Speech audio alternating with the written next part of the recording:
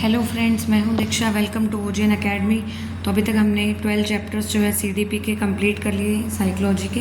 तो आज हम स्टार्ट करेंगे चैप्टर नंबर 13 जिसका नाम है इंटेलिजेंस यानी कि बुद्धि। बहुत इंपॉर्टेंट चैप्टर है ये, ठीक है, तो ध्यान से समझना है।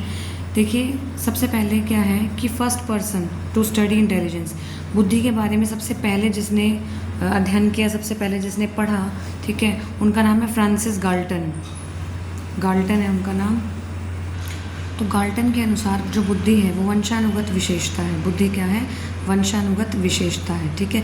अब देखिए, इंटेलिजेंस की जो डेफिनेशन है वो 3 टाइप की है, ठीक है।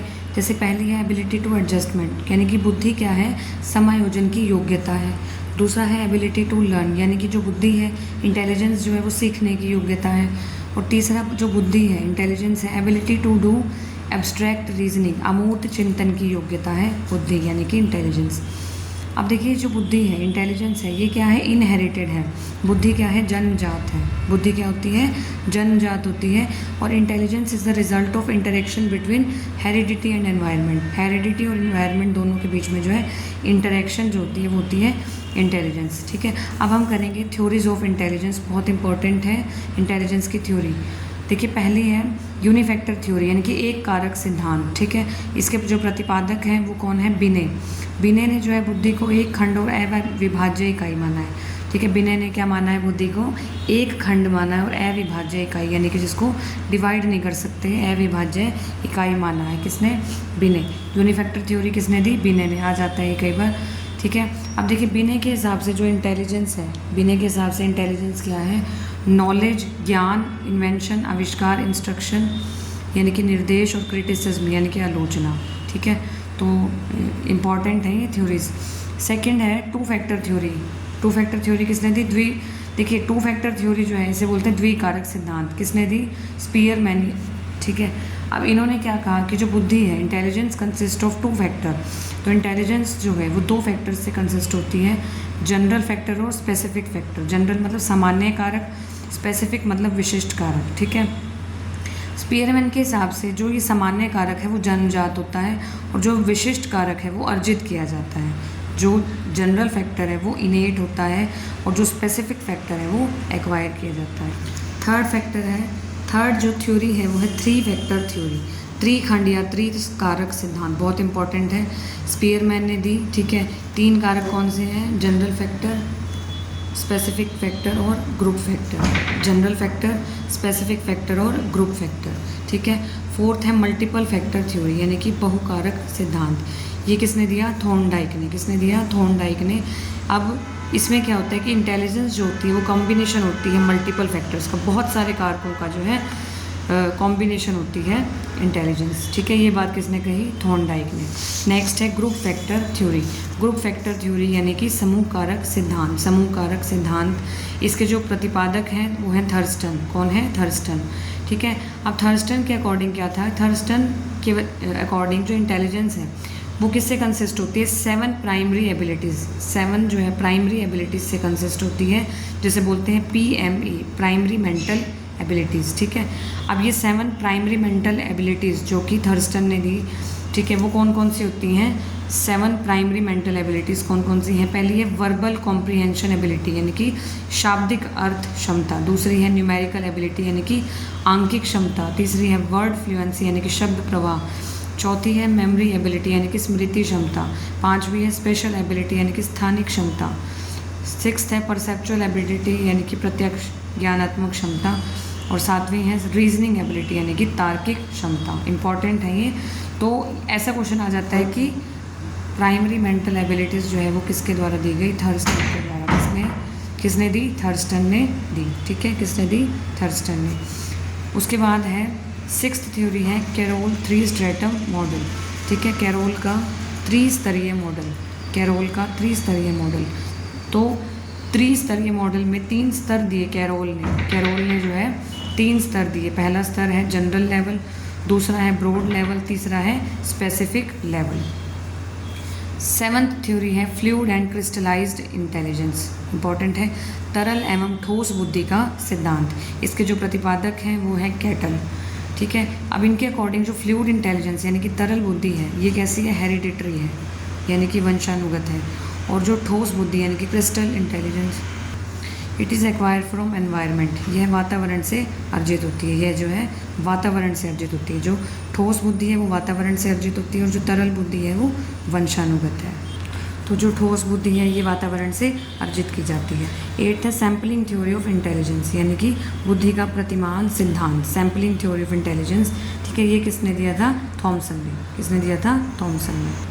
नेक्स्ट है hierarchical theory of Burt and Vernon, Burt एवं वर्नन का पदानुक्रमिक सिद्धांत। ठीक है, it is a theory about structure of intelligence. ठीक है, ये स्ट्रक्चर के बारे में है। जो हायरार्की थ्योरी है वो स्ट्रक्चर के बारे में है। ठीक है, स्ट्रक्चर ऑफ इंटेलिजेंस। नेक्स्ट है ट्रायआर्किक थ्योरी ऑफ इंटेलिजेंस, यानी कि बुद्धि का त्रितंत्र सिद्धांत। किसने दिया? त्रितंत्र सिद्धांत दिया स्टर्नबर्ग ने। स्टर्नबर्ग ने दिया त्रितंत्र सिद्धांत बुद्धि का। तो इनके अकॉर्डिंग क्या था? According to this theory there are 3 distinct type of intelligence. तो इनके अकॉर्डिंग जो है, स्टर्नबर्ग के अकॉर्डिंग जो है 3 तरह की जो इंटेलिजेंस होती है। कंटेक्चुअल होती है, संदर्भित या प्रैक्टिकल इंटेलिजेंस। ठीक है, प्रैक्टिकल, क्रिएटिव और एनालिटिकल। व्यवहारिक, सृजनात्मक, विश्लेषण, ये इनके दूसरे नाम है। कंटेक्चुअल, एक्सपीरियंशियल, कंपोनेंशियल, संदर्भ, अनुभव या घटक। ठीक है, अब देखिए जो कॉन्टेक्चुअल होती है, जो प्रैक्टिकल इंटेलिजेंस होती है, इसमें देखिए क्या होते हैं, इस बुद्धि के लोग प्रैक्टिकली स्मार्ट पीपल होते हैं, मतलब स्मार्ट लोग होते हैं। और जो क्रिएटिव इंटेलिजेंस में आते हैं वो क्या करते हैं? Do new experiments to invent something new. तो वो कुछ नया इन्वेंट करने के लिए एक्सपेरिमेंट्स करते हैं। और तीसरे हैं एनालिटिकल इंटेलिजेंस। ठीक है, विश्लेषण बुद्धि वाले जो लोग हैं वो क्या करते हैं? रटी रटाई चीज़ें पढ़ते हैं और इनका एकेडमिक रिजल्ट अच्छा आता है। एनालिटिकल वालों का जो है ये रटी रटाई चीज़ें पढ़ते हैं, मेमोरी होती है ना कि ये अच्छी होती है। ठीक है, और इनका एकेडमिक रिजल्ट जो है वो अच्छा आता है। बहुत इंपॉर्टेंट है ये ट्रायआर्किक थ्योरी। कई बार ऐसे आ जाता है कि ट्रायआर्किक थ्योरी में कौन सा ऑप्शन नहीं है, तो 3 ये ऑप्शन दे देगा, या 3 नाम भी ऐसे कर सकता है कि कोई भी नाम दे सकता है।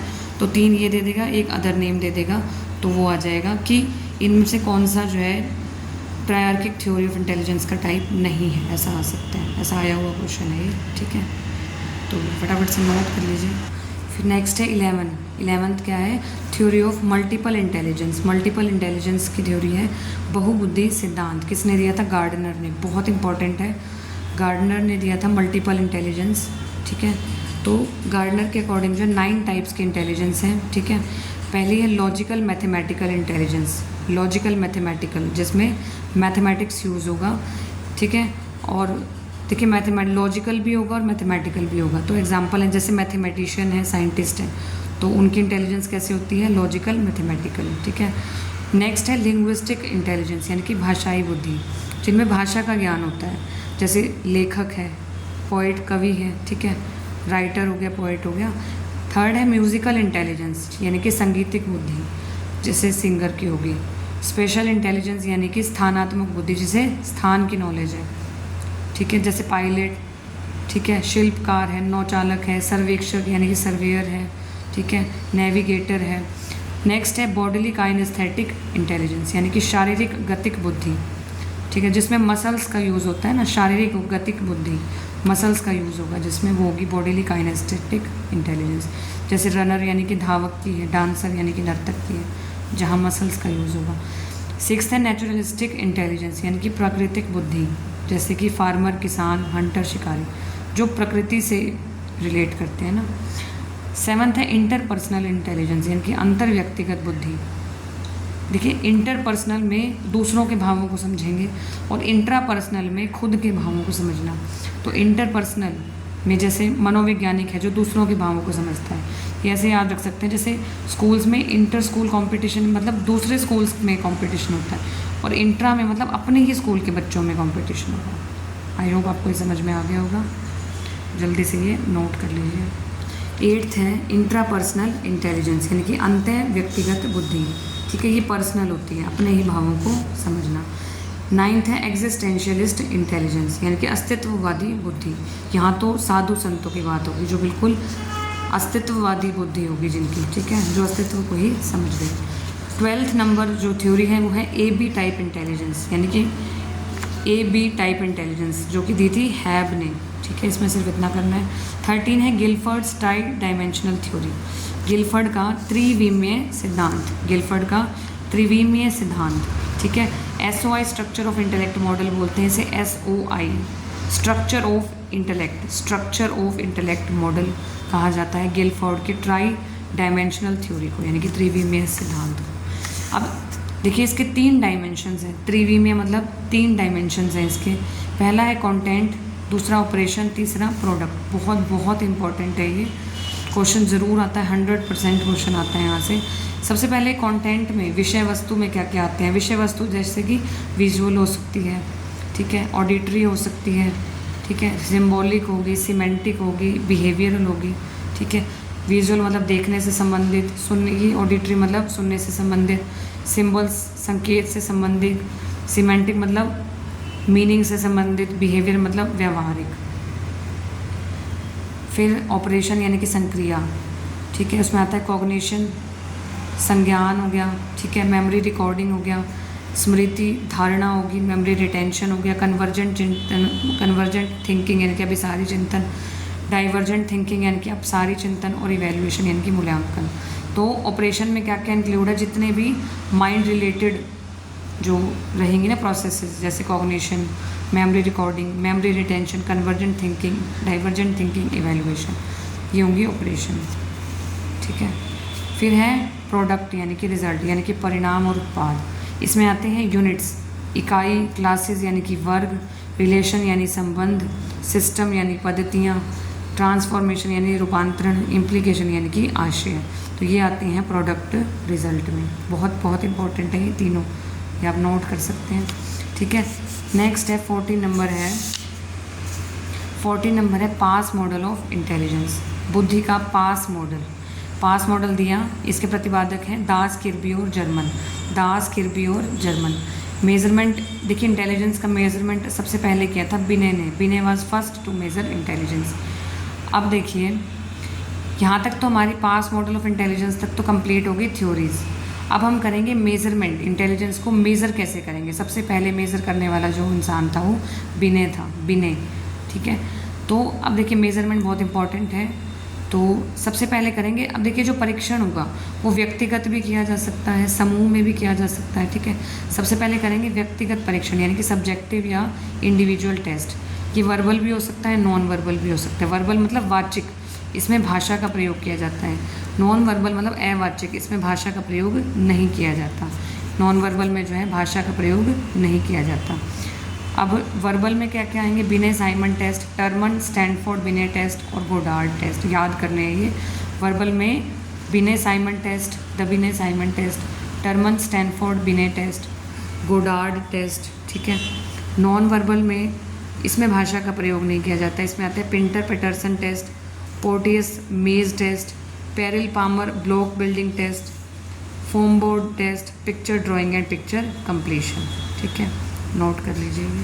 उसके बाद है ऑब्जेक्टिव यानी कि ग्रुप टेस्ट, सामूहिक परीक्षण में वर्बल और नॉन वर्बल, ठीक है।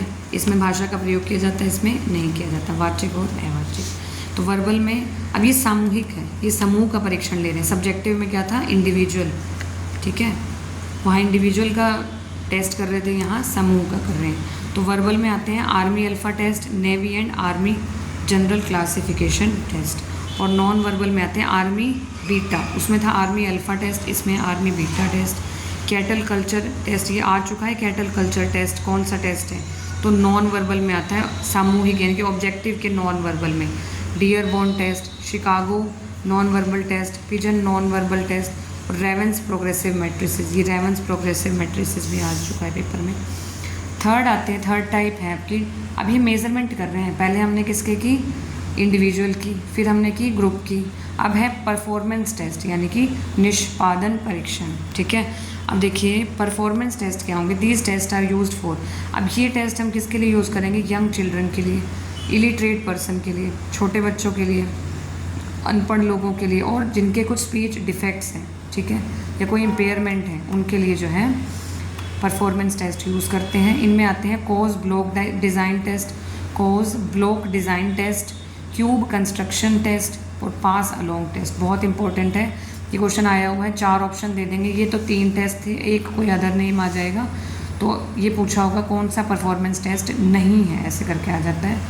तो ये 3 आपको याद रखने हैं, Kohs block design test, cube construction test और पास अलोंग टेस्ट। फिर बहुत इंपॉर्टेंट जो है हमारे पास टॉपिक है इसी चैप्टर का, IQ यानी कि इंटेलिजेंस क्वेश्चन। तो इंटेलिजेंस क्वेश्चन जो है किसने इंट्रोड्यूस किया? स्टर्न ने तो इंट्रोड्यूस किया।